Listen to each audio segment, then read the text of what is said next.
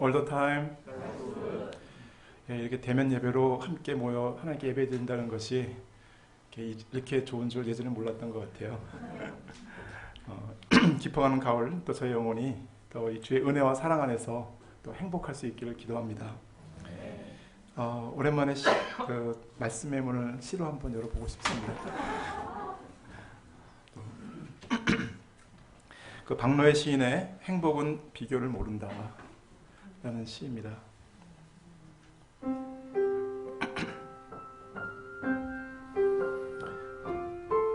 행복은 비교를 모른다. 박노해. 나의 행복은 비교를 모르는 것, 나의 불행은 남과 비교하는 것, 남보다 내가 앞섰다고 미소 지을 때 불행은 등 뒤에서 검은 미소를 지으니 이 아득한 우주에 하나뿐인 나는 오직 하나의 비교만이 있을 뿐 어제의 나보다 좋아지고 있는가? 어제의 나보다 더 지혜로워지고 어제보다 더 깊어지고 성숙하고 있는가? 나의 행복은 하나뿐인 잣대에서 자유로워지는 것, 나의 불행은 세상의 칭찬과 비난에 울고 웃는 것. 예, 감사합니다. 그래서 사실 오늘 주제가 사실 말씀이 행복도 사실 관계가 되어 있는 말씀이어서 사실 이 땅에서 행복하고자 하는 것은 저희들의 주된 관심사입니다. 그런데 하늘의 하나님께서도 저희들의 행복에 많은 관심을 가지고 계십니다. 아니 그것이 전부인 양 자신의 가장 사랑하시는 독생자 예수님을 저희들과 이 땅에 보내셨고 또 십자가에 못 박아 죽게 하셨습니다.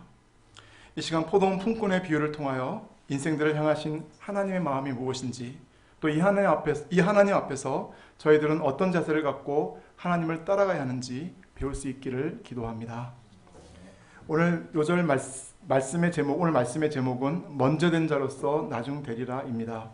요절 말씀은 20장 16절입니다. 다 함께 읽어보겠습니다. 시작. 이와 같이 나중된 자로서 먼저 되고 먼저 된 자로서 나중 되리라. 제가 기도하고 시작하겠습니다. 하나님 아버지 감사합니다.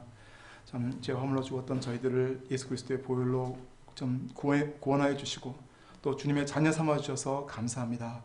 무엇보다 코로나19로 인하여 모일 수 없었던 저희들을 이렇게 다시 모아주시고 주님께 나와 예배드리게 하심에 진심으로 감사합니다. 이 시간 주님께서 저희와 함께 하여 주셔서 저의 마음을 주장하여 주시옵소서. 말씀을 통해 주님의 마음을 알게 하시고 또 주님을 따르는 저의 마음을 새롭게 하게 도와주시옵소서. 아무 자격 없는 자가 다만 주님의 은혜로 이 자리에 섰사오니 성령으로 함께 해주시기를 간절히 기도합니다. 저희는 감사하고 존귀하신 예수 그리스도의 이름으로 기도드렸습니다. 네. 파트 1. 하나님을 섬기는 삶의 동기는 보상입니까? 입니다. 지난주 예배 말씀을 통해 한 부자 청년의 슬픈 뒷모습을 보았습니다.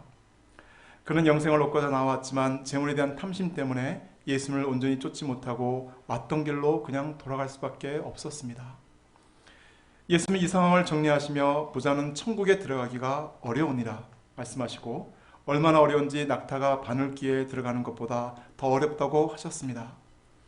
당시 유대인들의 사고 속에는 부자는 하나님의 축복을 받은 자라는 인식이 있었기 때문에 예수님의 이 말씀은 그 자리에 있던 많은 사람들에게 큰 충격을 주었습니다. 특히 언젠가는 하나님의 축복을 받아 부와 권세를 누릴 소망을 갖고 있던 제자들도 부자가 천국에 들어가기 힘들다는 말씀에 몹시 놀라게 되었습니다. 그는 예수님께 나와 물었습니다. 그렇다면 누가 구원을 얻을 수 있으리까? 이에 대해 예수님은 사람으로는 할 수 없으나 하나님으로서는 다 하실 수 있느니라 대답해 주셨습니다. 구원은 인간의 노력과 공로로 얻을 수 있는 것이 아니라 전적으로 하나님의 은혜라는 것입니다. 하나님의 주권적인 부르심과 긍휼 가운데 주어지는 것이 바로 영생입니다.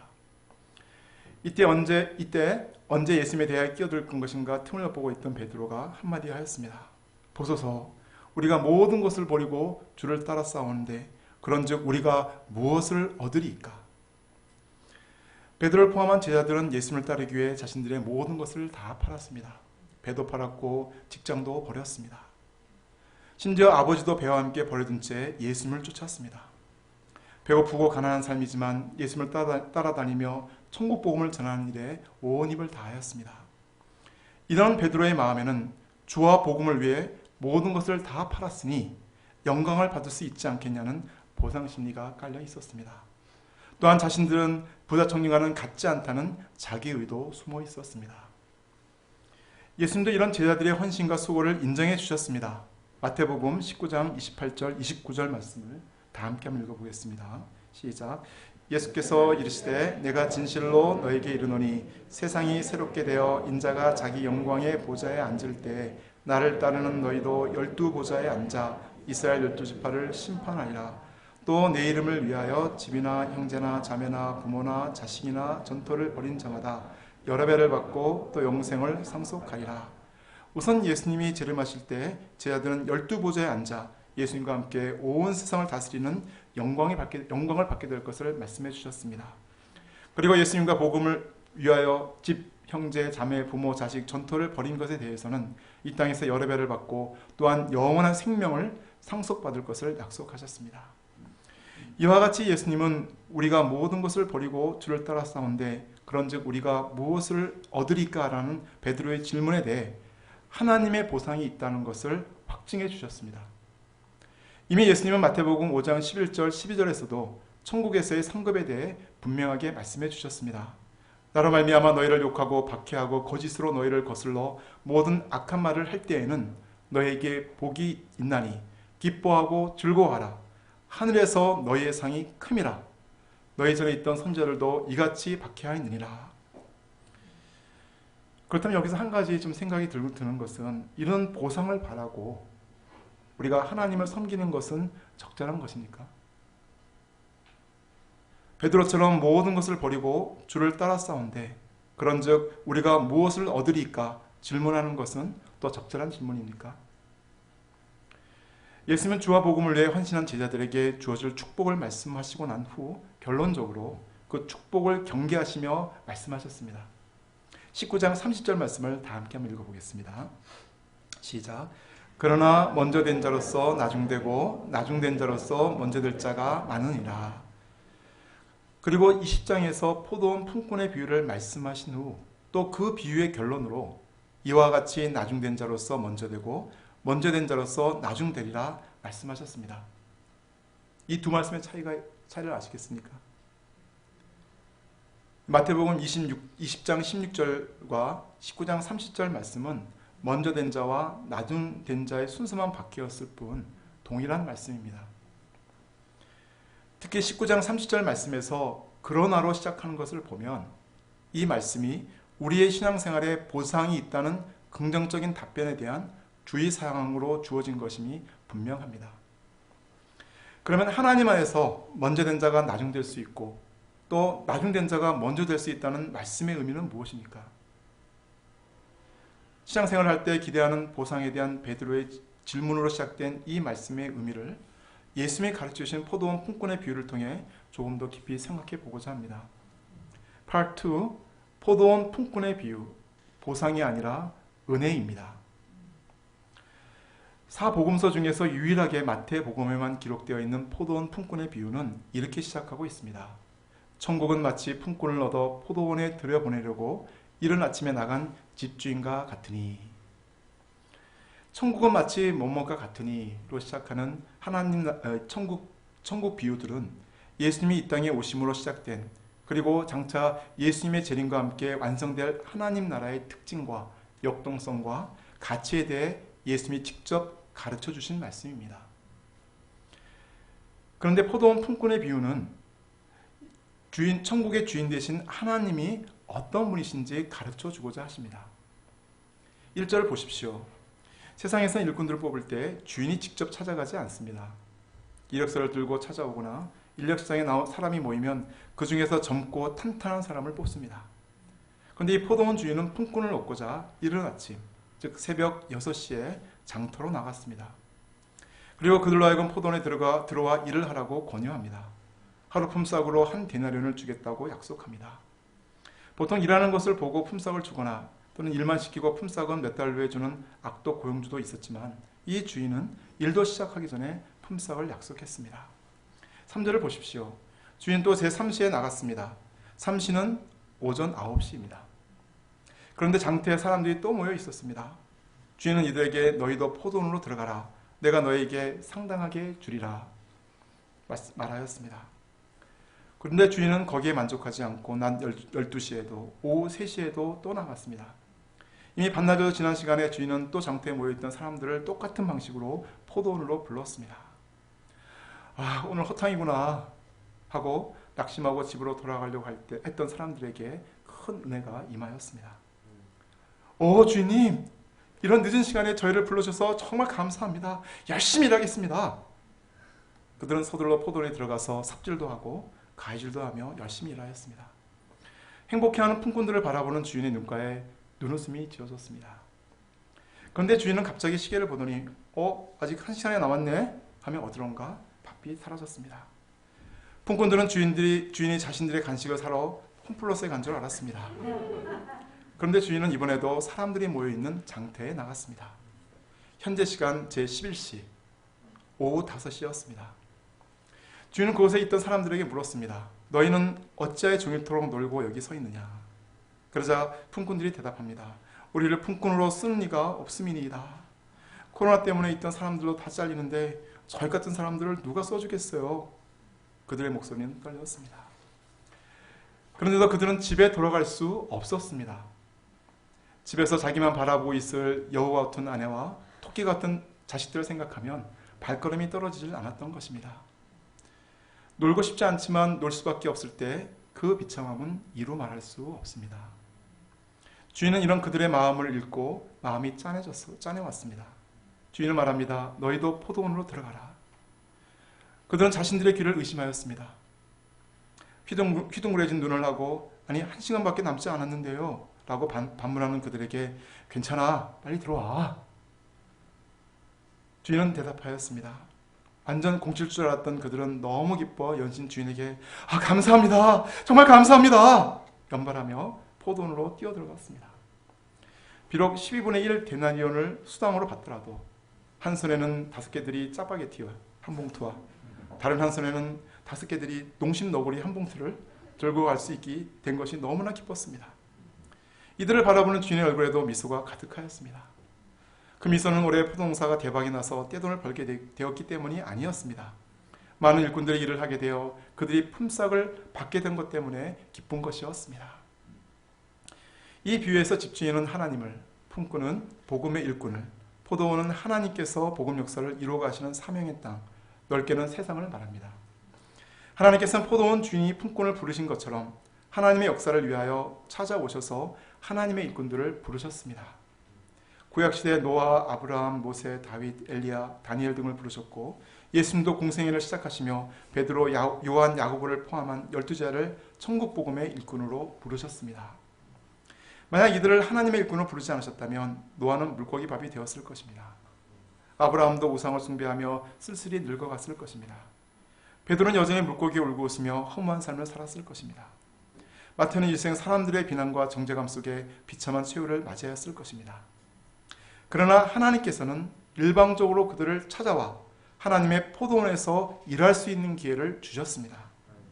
또 천국복음을 전하며 생명을 살리고 구원하는 삶을 살게 하셨습니다. 이것은 그들에게 임한 하나님의 은혜요 축복이었습니다. 또한 하나님은 사람을 부르실 때 그의 인간 조건을 따지지 않으십니다. 그의 나이, 혈통, 배경, 또 능력과 과거 행적을 보지 않으십니다. 아브라함은 75세에 하나님의 부르심을 받았습니다. 다윗은 이새의 막내 아들이었습니다. 기드온은 이스라엘 12지파 중 가장 미약한 므낫세 출신이었습니다. 예수님의 제자들 대부분 갈릴리 어부 출신들이었고 공인된 죄인이었던 세리도 있었습니다. 사도 바울은 하나님의 교회를 핍박하던 핍박자였지만 하나님은 그를 이방인들을 위한 택한 그릇으로 삼아주셨습니다. 하나님은 주권적으로 각 사람을 부르시고 당신의 구속 역사에 귀하게 사용하십니다. 고린도전서 1장 28절 29절은 말합니다. 하나님께서 세상에 천한 것들과 멸시받는 것들과 없는 것들을 택하사 있는 것들을 폐하려 하시나니 이는 아무 육체도 하나님 앞에서 자랑하지 못하게 하려 하심이라. 이와 같이 우리를 구원하시고 부르신 것은 일방적인 하나님의 은혜요 주권입니다. 우리가 무슨 자격이 있어서 무슨 공로가 있어서가 아닙니다. 저희들도 만약 하나님이 먼저 찾아와 불러주지 않으셨다면 지금 어디에서 무엇을 하고 있을까요? 한 목사님은 만화방을 하고 있을 것이라고 하였습니다. 이 중에 계십니다. 또 어떤 목사님은 감옥에 있을 것이라고도 하였습니다. 또 이분도 여기 계십니다. 또 어느 목사님은 퇴근 후 참사리길을 배회하고 있을 것이라고 하였습니다. 또 어느 목사님은 집에서 무의미하게 TV 채널만 돌리고 있을 것이라고 하였습니다. 어느 목사님인지 상상이 되십니까? 근데 여기 계신 분들도 별반 다르지 않을 것입니다. 저도 학창시절 예수님을 만나지 못했다면 아마 갈매기가 날아다니는 어느 정신병원에 있을 자신을 상상하곤 합니다. 상대적인 열등감과 자의식으로 인해 자학과 의지의 쌍곡선선에서 내일은 휴학해야지를 반복했던 자였습니다. 자의식으로 인해 사람들 앞에 구호책도 제대로 읽지 못하였습니다. 또 사람들의 눈도 제대로 쳐다보지 못하던 자였습니다. 그러나 하나님께서 먼저 찾아와 주셔서 독생자 예수님을 통해 구원하사 캠퍼스 포도원의 일꾼이 되게 하셨습니다. 그리고 이렇게 하나님의 말씀을 유창하게 전하며 하나님 나라를 선포하는 자가 되게 하셨습니다. 또 베스트의 동역자와 아름다운 가정교회도 이루게 하셨습니다. 사랑스러운 자녀들도 허락하셨습니다. 무엇보다 예수님의 피값으로 사신 캠퍼스 영혼들을 섬기는 은혜도 주셨습니다. 과거 죄와 죽음의 종로로 사던 인생을 구원하사 하나님의 일꾼을 써주신 이 주님의 은혜와 사랑에 진심으로 감사와 찬양을 드립니다. 이 은혜와 사랑을 일생 기억하고 감사하며 그 은혜를 잘 감당할 수 있기를 기도합니다. 8절을 보십시오. 드디어 날이 저물었습니다.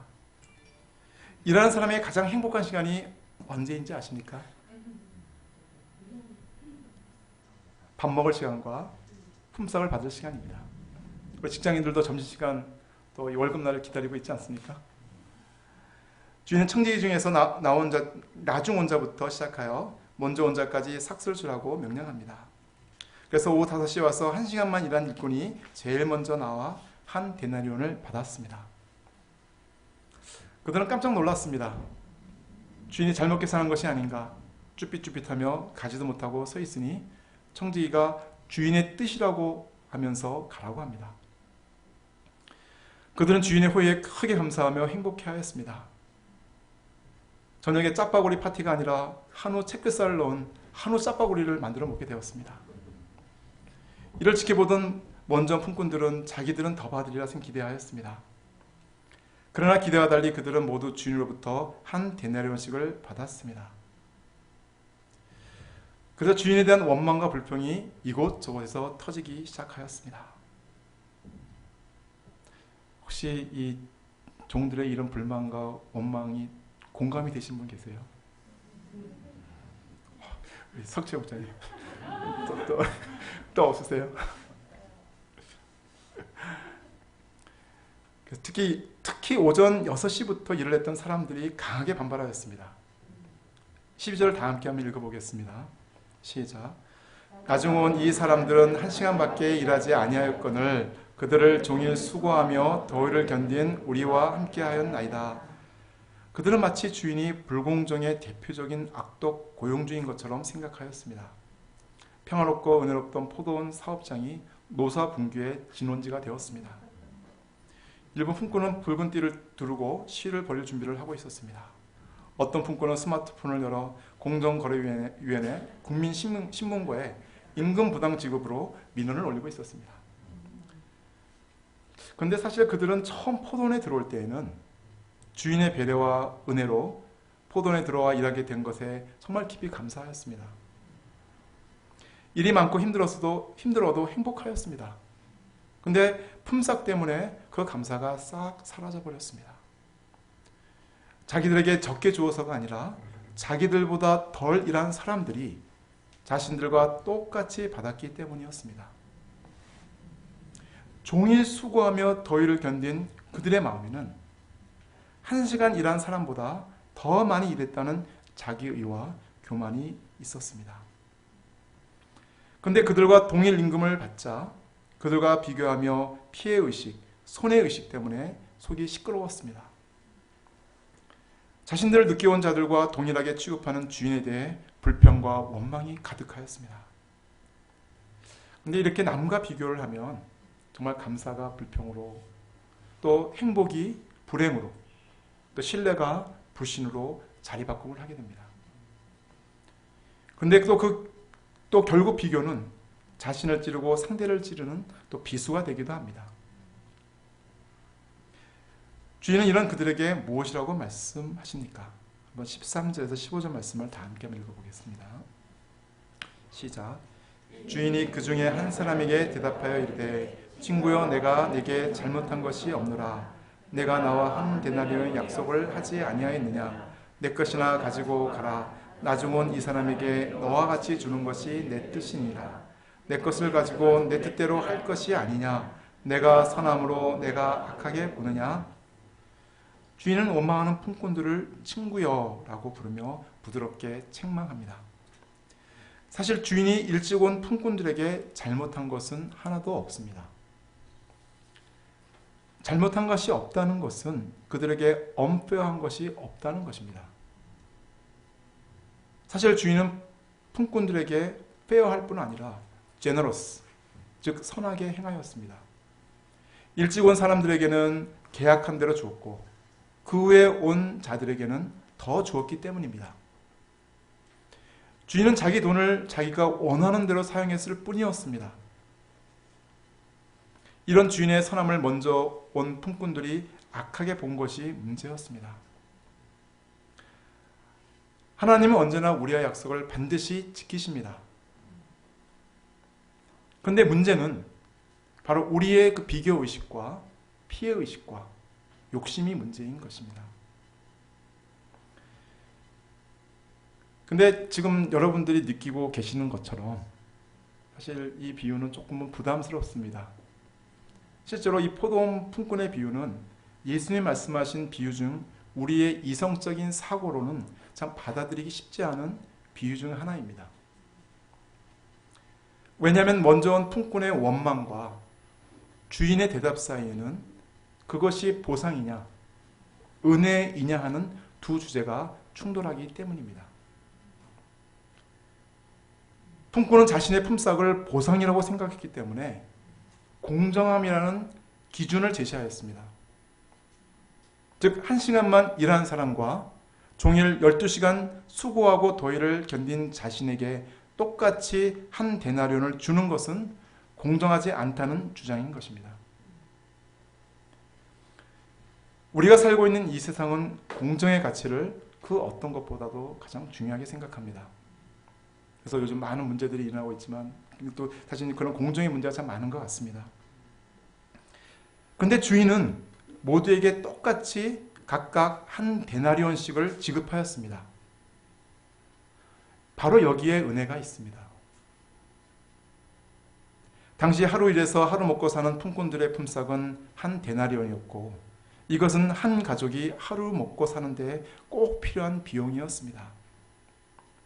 비록 오후 5시가 되도록 써주는 사람이 없어서 빈둥거렸던 사람들도 가족들과 한날을 먹고 살기 위해서는 한 데나리온이 필요하였습니다. 주인은 그것을 알았기 때문에 그들이 했던 일의 시간을 계산해서 삭스를 주지 않고 그들의 하루 필요라는 기준에 따라 품삯을 주었던 것입니다. 이것이 은혜입니다. 이 은혜는 하나님 나라의 통치 원리 중 하나입니다.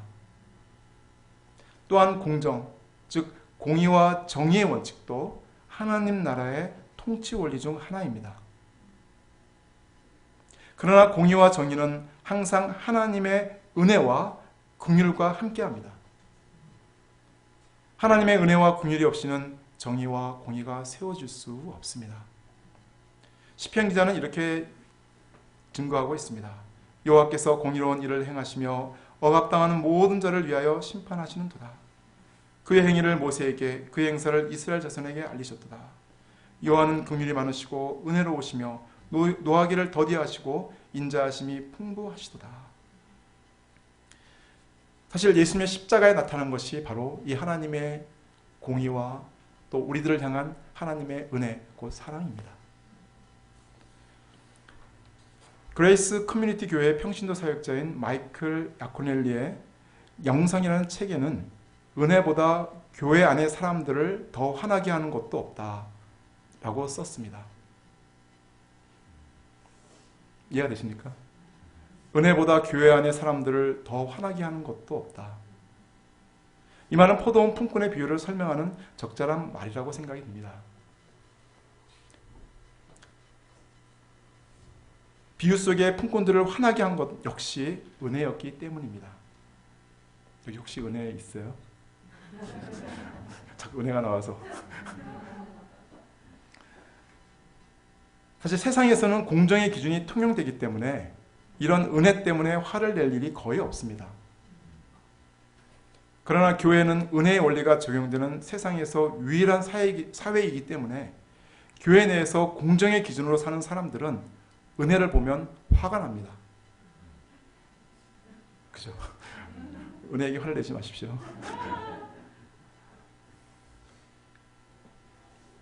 저희들도 이 비유를 들으면서 주인에게 원망하고 불평하는 품꾼들이 이해가 되고 또 그들의 말에 동조가 된다면 저희들 역시 은혜에 대하여 화를 내는 존재인 것을 보여주는 것입니다.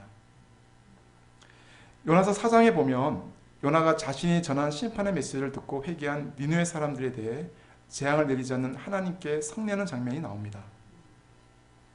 그는 하나님께 여호와여 원하건대 이제 내 생명을 거두어 가소서 사는 것보다 죽는 것이 내게 나음이니이다 반발하였습니다. 그리고는 하나님이 니느웨 성이 어떻게 되는지 보려고 성읍 동쪽에 앉아 있을 때 하나님이 박넝쿨을 예비하사 햇볕을 가려주었습니다. 이때 요나는 그 박넝쿨로 인하여 크게 이뻐하였습니다. 그런데 다음날 벌레로 그 박넝쿨을 갈아먹게 하사 시들게 하시고 뜨거운 동풍과 해를 그 머리에 쪼이니 요나가 죽기를 간구하며 하나님께 화를 내었습니다. 이에 대한 하나님의 말씀이 무엇입니까? 요나서 우리 4장 10절 11절 말씀을 같이 한번 읽어보겠습니다. 시작. 여호와께서 이르시되 내가 수고도 아니하였고 재배도 아니하였고 하룻밤에 났다가 하룻밤에 말라버린 이 박넝쿨을 아꼈거든 하물며 이 큰 성 내에는 좌우를 분별하지 못하는 자가 12만 여 명이요 가축도 많이 있나니 내가 어찌 아끼지 아니하겠느냐 하시니라. 저희들도 요나처럼 자신에게 주어지는 은혜는 즐겁고 기쁘지만 남에게 주어지는 하나님의 은혜에 대해서는 화를 낼 때가 있습니다. 이는 자신에게는 은혜의 원리를, 다른 사람에게는 공정의 원리를 적용하기 때문입니다. 사자성어도 아닌데 사자성어처럼 쓰는 단어가 하나 있죠. 내로남불이라고 하는, 그죠? 마치 사자성어, 이게 아전인수라고 보통 우리가 사자성어로 바꿀 수 있는데, 그러니까 연애도 내가 하면 노면 쓰지만 남이 하면 불리냐는, 사실 그런 말이나 태도가 바로 인간의 죄악된 본성에서 나오는 것입니다. 이와 같이 저희들도 공정함의 잣대조차 자신과 타인에게 공정하게 적용하지 못하는 이기적인 자들입니다. 예수님도 이렇게 큰 은혜를 베푸시는 선하신 하나님을 원망하고 불평하는 자에게 너의 눈이 왜 이렇게 악하냐 책망하십니다. 그래서 이 비유는 저희들에게 하나님의 주권적인 은혜를 놀랍게 가르쳐주고 있습니다. 모든 것이 다 하나님의 것이고 하나님께서는 그 모든 것을 당신의 기쁘신 뜻을 따라 행하실 수 있습니다. 저희가 하나님을 믿는다는 것은 하나님이 주권자이시고 은혜 베푸시기를 기뻐하시는 선하신 하나님이신 것을 믿는 것입니다. 그러므로 먼저 된 자로서 나중될 수도 있고 나중된 자로서 먼저 될 수 있습니다. 특히 이 비유에서 어떤 한 품꾼도 부당한 대우를 받지 않았다는 사실에 주목해야 합니다. 약속된 것보다 적게 받은 사람은 한 사람도 없었습니다. 하나님은 어떤 사람도 부당하게 대우하지 않으시고 모든 사람에게 은혜 베푸시기를 기뻐하시는 자비롭고 은혜로우신 하나님이십니다. 이를 통해 우리에게 주어지는 보상에 대해 깨닫게 되는 것이 두 가지가 있습니다. 첫째는 하나님은 채무자가 아니시라는 겁니다. 로마서 11장 35절에서 사도 바울은 누가 주께 먼저 드려서 갚으심을 받겠느냐고 말합니다. 이 말씀이 무슨 뜻인지 아시겠습니까? 와닿지가 않습니다. 근데 이걸 현대인 성경으로 보면 하나님께 먼저 드렸으니 하나님이 갚아주셔야 한다고 말할 사람이 누굽니까? 라고 또 번역하고 있습니다. 즉 아무도 하나님께 먼저 드리고 하나님으로 하여금 우리에게 보상을 하시게 만들 수 없다는 것입니다. 만약 그렇게 말한다면 그것은 먼저 온 품꾼의 원망하는 태도와도 같습니다. 하나님을 채무자로 만드는 것입니다. 그러나 하나님께 빚을 먼저 꿔드리고 그 빚을 갚으라고 말할 수 있는 사람은 아무도 없습니다. 이는 모든 것이 하나님께로부터 나왔고 하나님의 보살핌으로 보존되며 하나님의 영광을 위해 존재하기 때문입니다. 하나님께 영광이 영원토록 있기를 원합니다. 아멘. 이것이말로 성도의 마땅한 고백이요 또 찬송입니다. 한번 이 말씀을 같이 한번 읽어볼까요? 시작. 이는 모든 것이 하나님께로부터 나왔고 하나님의 보살핌으로 보존되며 하나님의 영광을 위해 존재하기 때문입니다. 하나님께 영광이 영원토록 있기를 원합니다. 아멘. 사실 우리가 받아 누리고 있는 것 중 은혜가 아닌 것은 하나도 없습니다. 동의하십니까? 우리의 자격과 권리를 주장하며 하나님께 보상을 요구할 수 있는 것은 아무것도 없습니다. 하나님의 포도원에서 하나님을 섬기는 사람은 지금 하나님을 섬기고 있다는 것이 이미 은혜인 줄 알아야 합니다.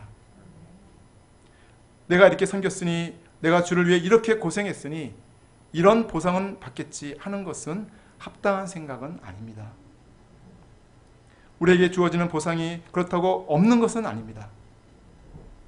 그러나 그 보상 또한 하나님의 은혜 위에 우리에게 주어지는 것임을 명심해야 합니다.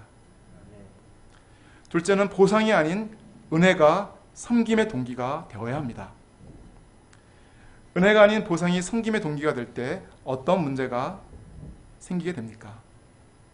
아마 모든 사람들은 공정의 잣대를 서로에게 들이밀 것입니다. 서로 비교하고 판단하면 결국 공동체의 연합은 깨어질 것입니다. 사도 바울은 운동장에서 다름질하는 자들이 다 달릴지라도 오직 상을 받는 사람은 한 사람인 줄을 너희가 알지 못하느냐.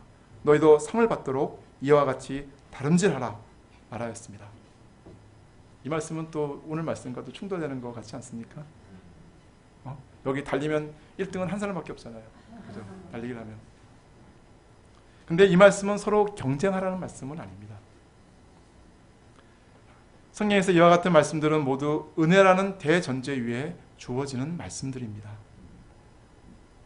결국 하나님 앞에서 내가 최선을 다해 달려가는 것, 정말 부르심의 그 상을 쫓아서 정말 하나님 앞에 달려갈 때 우리가 모두 다 하나님 앞에서 다 1등이 될 수가 있습니다.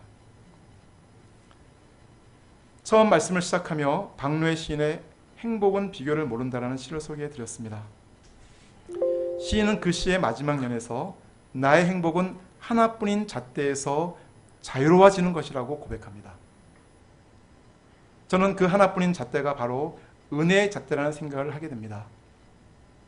교회 안에 있던, 교회 밖, 세상에 있던 우리의 삶이 진정으로 행복할 수 있는 비결은 바로 하나님의 은혜 안에 있을 때입니다.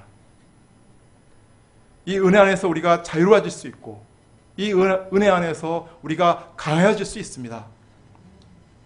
우리의 모든 수고 또한 은혜 위에서 이루어지는 은혜일 뿐입니다. 사도 바울은 고백합니다. 그러나 내가 나된 것은 하나님의 은혜로 된 것이니 내게 주신 그의 은혜가 헛되지 아니하여 내가 모든 사도보다 더 많이 수고하였으나 내가 한 것이 아니요 오직 나와 함께 하신 하나님의 은혜로라 고백하였습니다. 저희들도 사도 바울처럼 오직 은혜만이 있음을 고백하고 그 은혜를 은혜로 아는 자들이 되어 교회의 하나됨을 지켜갈 수 있기를 간절히 기도합니다. 결론적으로 우리를 예수 그리스도의 피로 구원하여 주시고 은혜로 하나님의 일꾼을 불러주신 하나님 앞에선 어떤 자세를 취해야 합니까? 누가복음 17장 10절 말씀을 다 함께 한번 읽어보겠습니다. 시작. 이와 같이 너희도 명령받은 것을 다 행한 후에 이르기를 우리는 무익한 종이라 우리가 하여야 할 일을 한 것뿐이라 할지니라. 사실 우리가 하나님 맡겨주신 사명을 다 완수했다 할지라도 우리는 이렇게 말할 수밖에 없습니다. 우리는 무익한 종이라 우리가 하여야 할 일을 한 것뿐이라. 이 세상을 살아가며 재물과 정욕과 쾌락과 같은 헛된 우상을 섬기지 않고 영원하시고 유일하신 참 하나님을 섬기며 살게 하신 은혜만으로도 다만 감사하게 됩니다. 이런 마음으로 하나님을 섬기고 하나님께 맡겨진 사명을 감당하는 자는 진정으로 행복한 사람입니다. 저희가 남과 비교하지 않고 오직 하나님의 은혜의 잣대에서 참 자유를 누리며 하나님의 충성된 종이 될 수 있기를 간절히 기도합니다. 제가 기도하고 마치겠습니다. 은혜와 사랑이 충만하신 하나님 아버지 감사합니다. 말씀을 통하여 아무 자격 없는 자를 권하실 뿐 아니라 또 하나님의 포도원 일꾼으로 불러주셔서 진심으로 감사합니다. 일생 하나님 앞에서 무익한 종의 자세로 주신 은혜를 잘 감당하며 하나님 맡겨주신 사명에 충성하는 종이 될 수 있기를 기도합니다. 특히 사람과 비교하지 않고 오직 주님만을 바라보고 하나님께만 영광을 돌리는 삶 살 수 있기를 간절히 기도합니다. 죄는 감사 없고 예수 그리스도의 이름으로 기도드렸습니다. 네.